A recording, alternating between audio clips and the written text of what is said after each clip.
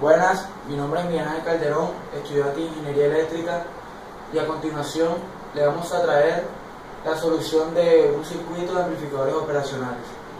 Antes de presentarles la solución, les voy a hacer una breve introducción de lo que es un cortocircuito virtual.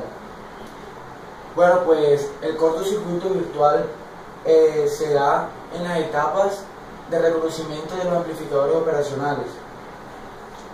Se tiene que la resistencia de estos es infinita en cualquiera de sus dos patas, tanto inversora como no inversora. Entonces se simula que tanto en la pata inversora como en la no inversora hay un corto. Entonces la intensidad eléctrica entre estas sería cero. Buenas, mi nombre es Alberto Orozco y soy estudiante de Ingeniería Eléctrica. Yo le voy a explicar la solución de este ejercicio de amplificador operacional, en el cual nos piden que hallemos B sub 0 e I sub 0 en el respectivo circuito. Entonces comenzamos. Para hallar B sub 0, primero necesitamos los voltajes A y voltaje B para buscar una relación y así obtener el valor pedido. Entonces, para hallar el voltaje en el nodo A, nos damos cuenta que la tierra se encuentra en la parte inferior del circuito. Por lo tanto, si la resistencia tiene aquí un polo positivo y un polo negativo, nos damos cuenta que el valor de esta resistencia en el polo positivo es el mismo nodo A. Por lo tanto, aplicamos ley de divisor de voltaje. Entonces, nos damos cuenta que estas dos resistencias, la de 10 kilo ohmios y la de 90 kilo ohmios, están en serie. Entonces sí se puede aplicar el divisor de voltaje. Tenemos una fuente principal que emite el voltaje en estas dos resistencias y hacemos el procedimiento. Para hacer el procedimiento de esta ley, primero en el numerador iría la resistencia donde queremos hallar su respectivo voltaje. Entonces, como queremos hallar el voltaje en el nodo A y está relacionado a que es igual en el polo positivo de esta resistencia, colocamos 90K ahí sobre la suma de las n resistencias. En este caso son dos resistencias, entonces 90K más 10K nos da 100K. Entonces aquí nos damos cuenta que los kiloohmios se van y todo eso va multiplicado por la fuente principal que emite el voltaje. Entonces en este caso es 1 voltio. Ese valor nos da 0.9 voltios.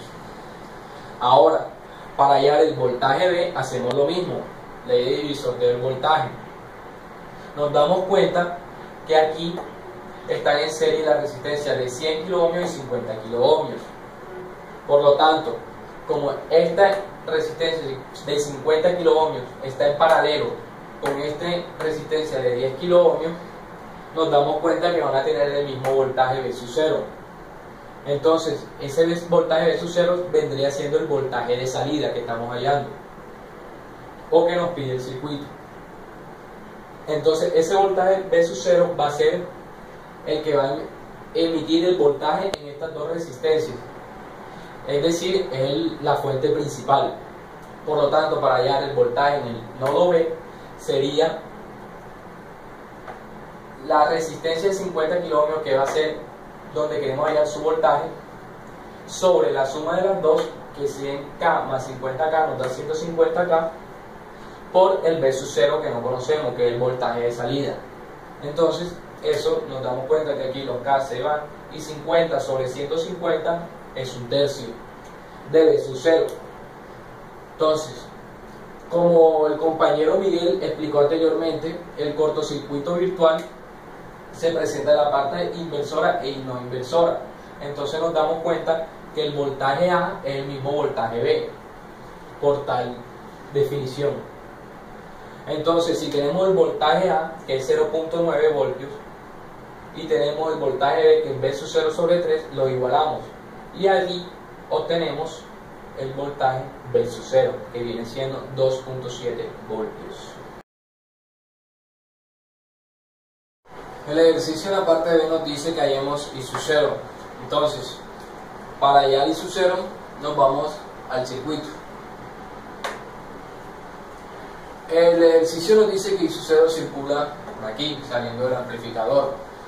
Entonces, si aplicamos LSK, que es ley de corriente de Kirchhoff, nos damos cuenta que esta corriente I sub 0 se divide en una corriente aquí y otra corriente por acá.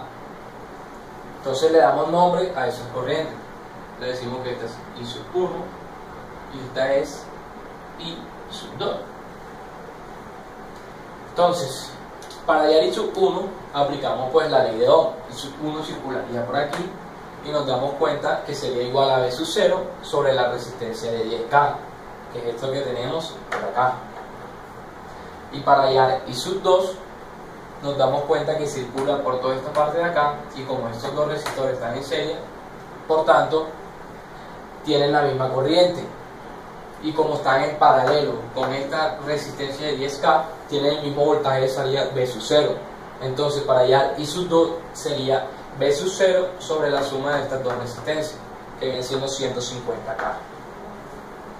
Como I sub 0 es la suma de I sub 1 más I sub 2, entonces finalmente I sub 0 va a tomar un valor de 288 microamperios, porque I sub 1 dio 0.27 miliamperios e I sub 2 dio 0.018 miliamperios, y la suma de esos dos expresado en números enteros nos da 288 microamperios.